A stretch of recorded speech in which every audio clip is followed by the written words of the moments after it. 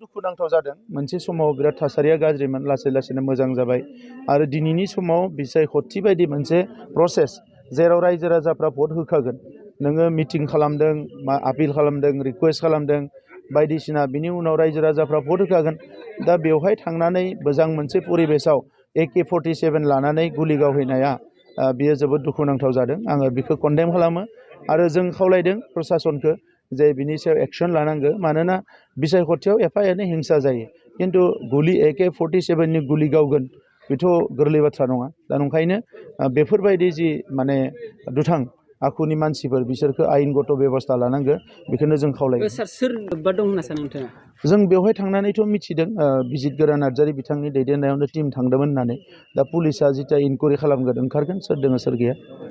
दुखुनांथाव जादों मोनसे समाव बिराद थासारिया गाज्रिमोन लासै लासैनो मोजां जाबाय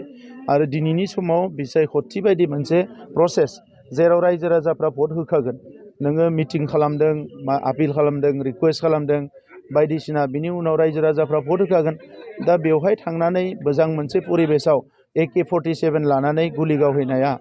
बियो जोबोद दुखुनांथाव जादों आङो बेखौ कन्डेम खालामो आरो जों खावलायदों प्रसासनखौ जे बिनि सायाव एक्सन लानांगौ मानोना बिसायख'थियाव एफा एनै हिंसा जायो खिन्थु गुलि AK-47 नि गुलि गावगोन बेथ' गोरलै बाथ्रा नङा दा नंखायनो बेफोरबायदि जि माने